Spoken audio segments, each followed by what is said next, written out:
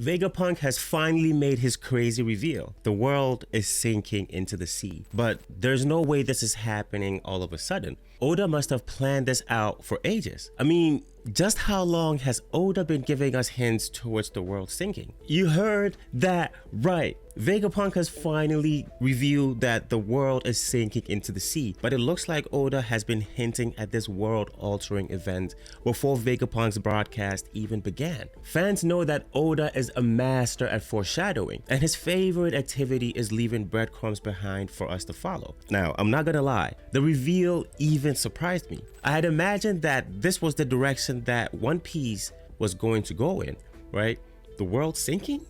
That isn't something that I thought was possible. I know that the majority of One Piece has been spent traveling the sea, but the world sinking into it is not something that crossed my mind even once. But that is Oda for you. He's been 10 steps ahead of us this whole time and we didn't even know it. But even for Oda, this isn't something that can happen all of a sudden. There must be hints that Oda has left throughout the series. Oda isn't one to just throw a curveball without any hints beforehand. So let's take a step back and try to find out what Oda has been cooking all these years. One of the biggest hints we got way back in chapter 1089 when the chapter came out, we found out that the sea level had risen by 1 meter, and speculations was that this had happened due to the world governments using the Mother Flame. The massive weapon of destruction had caused the sea to rise. Although this might seem like a small increase, but now that Vegapunk has revealed that the world is sinking, it changes everything. What seems like a small, unimportant detail is now something that has changed the course of the whole story. It looks like this process happened once before, during the start of the Void Century. That must be why places like Long Ring Island exist. And since Vegapunk was behind the creation of the Mother Flame, he must have found out that using it had resulted in the sea level rising. It could be possible that using the Mother Flame resulted in a chain reaction that is now causing this world-destroying event. I mean, there's no way that a weapon capable of disintegrating entire islands in a single go wouldn't cause some permanent damage to the world. Was this one of the reasons why Vegapunk was deflected from the world government?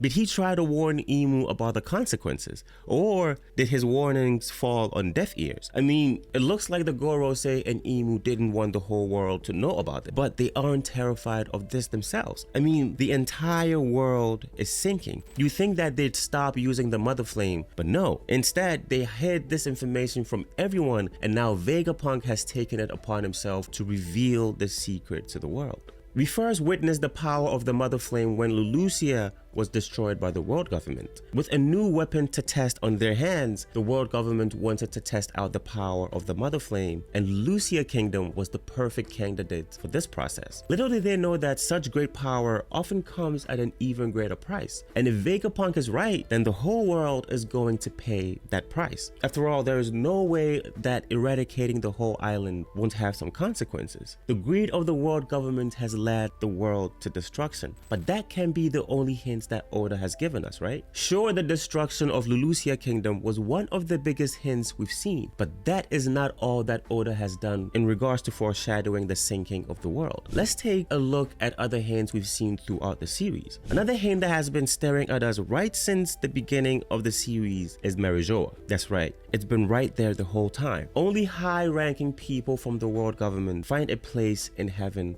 that is Mary Geoise. Its position right on top of the red line was something that showed off the superiority of the world government at first. But now it looks like Mary Geoise is the world government's plan for when the flood comes. I mean, just think about it. Where is Mary Geoise located? Right at the top of the red line, the tallest point in the One Piece world, a place where only the Gorosei and other higher ups of the world government are located. And the place where the world government decided to make it was the highest point in the world. Seems just a bit too convenient, doesn't it? But the Holy Land of Mary Geoise wasn't just built in a day, and the world government only recently tested the power of the Mother Flame. But Mary Geoise has been a part of the One Piece world for as long as I can remember. So was the Holy Land made with the intention of surviving the flood that's on its way? But how could the world government and Imu know that the world is going to sink? Had Imu always known that the world was going to sink in the sea? Or did the world start to sink only after the mother flame was used? Like, let's think about that for a second, right? If the world government already knew that the world was sinking, then of course they would have used the mother flame without a second thought. And then the location of Mary Geoise will also make sense, because why else would the world government position the Holy Land right on top of the red line? They wouldn't do that unless they know that the world was already sinking, wouldn't they?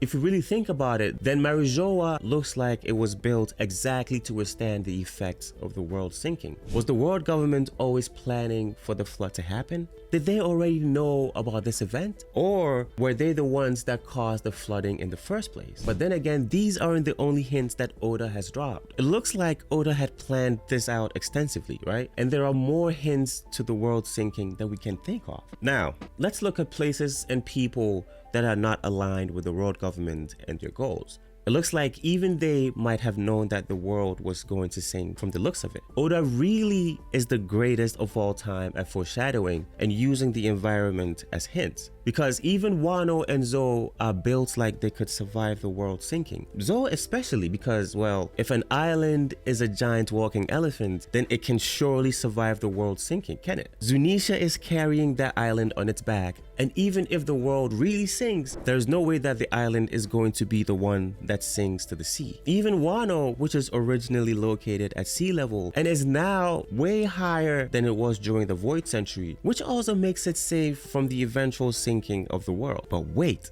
just a minute, right? From what we know about the One Piece world, it could be possible that this isn't the first time that the world is sinking into the sea. Let's take a look at Wano's history as an example, because we all know that the Wano we see today isn't the one that it was all those years ago. And that is not all. Even the Fishman Island is one that seems to point towards the revelation that Vegapunk has just made. Think for a second, right? Fishman Island protects the giant Ark Noah, the largest ship that we've seen throughout One Piece, and one that can withstand the pressure of being thousands of meters below sea level. Joy Boy promised that he would be able to bring the sea to the surface and help the fishmen get back to the surface. Now, with the world about to sink, we could finally get to see the giant ship in action. The fact is that there seems to be another great flood that occurred during the Void Century. This makes sense because a lot of countries or islands seem to have safeguards against any sort of flooding events. Like, just look at Wano, right? The old land flooded during the Void Century. Even Albarna, Alabasta's capital, is located on a steep plateau. Even if a great flood did happen, just what led to the cataclysmic event? Was it the increased use of the ancient weapons? Or maybe the creation of the Red Line, right, which led to the flooding? Could the flood somehow be connected to Joy Boy?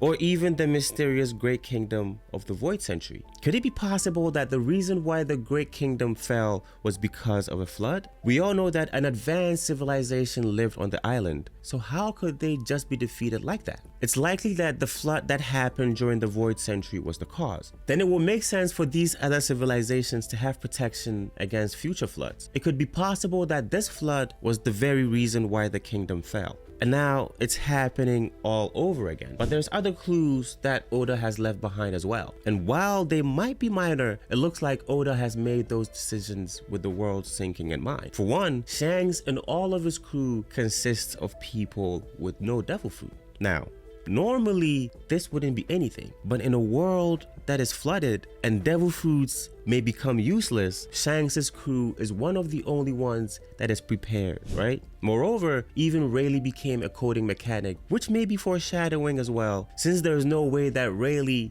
doesn't plan things out as well. Oda has sprinkled in hints multiple times throughout the story regarding the sinking of the world, from environmental clues to characters making decisions that wouldn't normally happen. For example, right, the construction and protection of Noah's Ark in the Fishman Island arc are too specific to just be a coincidence. This giant ship designed for mass evacuation could be a direct foreshadowing of a global flood scenario, suggesting that entire populations may once again need to flee their homelands. Additionally, the ancient weapons known for their ability to cause massive destructions and alter the world's geography are being used more and more as time passes, showing off how they might eventually become the reason why the world is sinking. One Piece has always been on some level about history repeating itself, especially now that the world might be sinking once more. And Joy Boy is finally coming back. It could be possible that the whole story is centered around events that have happened in the past happening again. With the hints that Oda has been dropping, and the fact that some of them have been in our faces ever since the beginning, means that the world sinking to the ground is something that Oda always intended to happen. That alone goes to show you the dedication that Oda has to the whole series. I mean, just try to imagine, right, dropping small hints for something major about to happen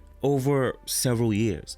I'd spill the beans in a second, but Oda waited, and finally the time has come to reveal the secrets of the world. Now, all those moments that we spent thinking about what certain things meant are finally coming to an end. We're finally getting answers to the questions we've been asking for forever. Now that we know that another flood might be on the way, all those hints are starting to make sense. Whatever it is that Oda has planned, we know that this story has been years in the making. Make no mistake, the sinking of the world must have been in Oda's plans for ages now. And now that One Piece has finally entered its final saga, Oda is pulling out all the stops, right? All of them. This is his magnum opus, and we're all going to have the time of our lives, right? So get your seatbelt on, because Oda is going to take us on a ride of a lifetime. I think that's all. That's it, right? I think that's all I have to say. And with that, I'll be taking my leave. But don't forget to drop a bomb on the subscribe button, just like how Vegapunk did to the whole world, right? And with that, I'm setting sail and signing out. I'll catch you in the next one.